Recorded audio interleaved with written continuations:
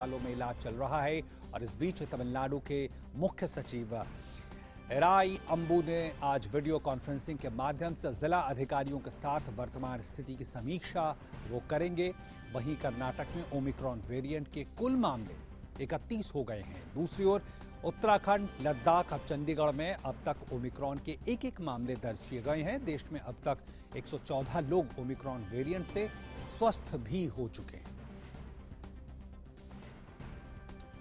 और वहीं प्रधानमंत्री नरेंद्र मोदी ने कल देश भर में कोविड-19 की स्थिति, ओमिक्रॉन और स्वास्थ्य प्रणालियों की तैयारियों की समीक्षा की कि उसके लिए उच्च स्तरीय बैठक की अध्यक्षता की। और पीएम ने कहा कि नए संस्करण को देखते हुए हमें सतर्क और सावधान रहना चाहिए।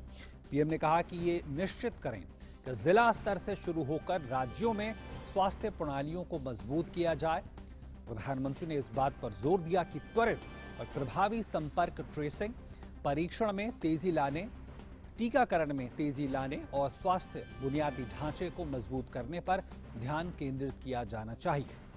बैठक में तय किया गया कि कम टीकाकरण, बढ़ते मामलों, अपर्याप्त स्वास्थ्य ढांचे वाले राज्यों में उनकी सहायता के लिए केंद्र दल भेजेगा। पीएम ने अधिकारियों को सभी स्तरों पर उच्च स्तर की सतर्कता बनाए रखने का निर्देश दिया। उन्होंने केंद्र को संपूर्ण सरकार दृष्टिकोण के तहत नियंत्रण और प्रबंधन के सार्वजनिक स्वास्थ्य उपायों के उनके प्रयासों का समर्थन करने के लिए राज्यों के साथ बेहतर समन्वय में काम करने का निर्देश दिया। वहीं स्वास्थ्य और परिवार कल्याण मंत्रालय के मुताबिक देश भर में पिछले 24 घंटों में 6,650 कोविड के नए मामले दर्ज किए गए हैं। वहीं पिछले 24 घंटों में 7,051 मरीज उपचार करवाकर स्वस्थ भी हो चुके हैं, जिसके बाद देश में रिकवरी दर 98.40% हो गई है। देश में कोविड के सक्रिय मामलों की कुल संख्या 77,516 हो गई है।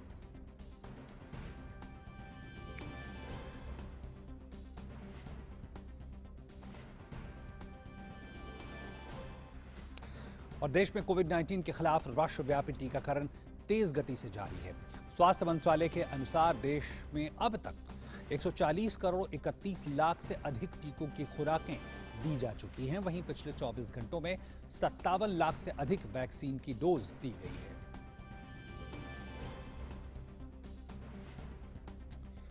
और उत्तर प्रदेश सरकार ने कोरोना के ओमिक्रॉन वेरिएंट के बढ़ते मामलों के मद्देनजर कल रात से राज्य में रात्रिकालीन कोरोना कर्फ्यू लगाने का फैसला किया है।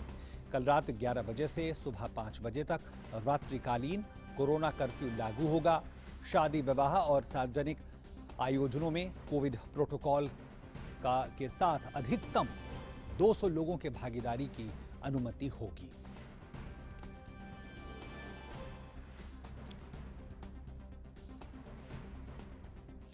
और मध्य प्रदेश सरकार ने कोरोना वायरस के बढ़ते संक्रमण को देखते हुए अगले आदेश तक रात का कर्फ्यू लगा दिया है। कर्फ्यू रात 11 बजे से सुबह 5 बजे तक लागू रहेगा। मुख्यमंत्री शिवराज सिंह चौहान ने कल शाम प्रदेश की जनता को संबोधित किया।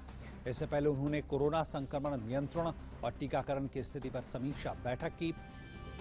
मुख्यमंत्री ने कहा कि जिन जिलों में कोरोना टीकाकरण दर में कमी आई है, उनके प्रभारी अधिकारी इस पर विशेष ध्यान देते हुए काम करें।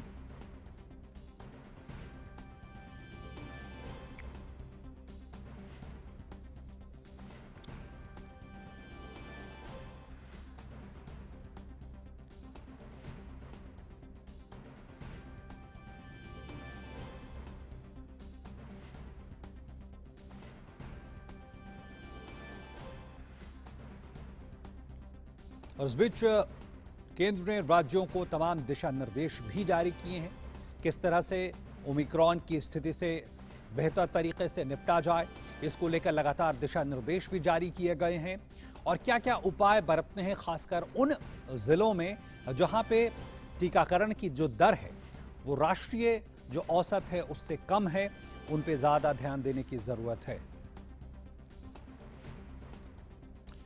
तो लगातार कोशिश इस बात की हो रही कि तैयारियां बिल्कुल पुख्ता हों और तमाम राज्य इसको लेकर कोशिशें भी कर रही हैं। और हम आपको कुछ जो कदम लिए गए हैं, कुछ जो आंकड़े हैं वो तैयारी को लेकर किस तरह की तस्वीर सामने रखते हैं, जरा इसकी पड़ताल कर लेते हैं। तो सबसे पहले तो हम ये समझें कि कोरोना के खिलाफ पूरी तैयारी पर भारत सरकार का जोर है और भारत की स्थिति अब तक क्या रही है। हम देखें, आंकड़ा बताते हैं कि भारत उन देशों में है जहां सबसे कम पॉजिटिविटी दर है, सबसे कम मृत्यु दर है और तेज रिकवरी दर है। 98.40% तक इस समय रिकवरी दर है। लेकिन ओमिक्रॉन के खिलाफ कुछ विशेष तैयारियां, चूंकि कहा जा रहा है ये काफी तेजी से फैलता है,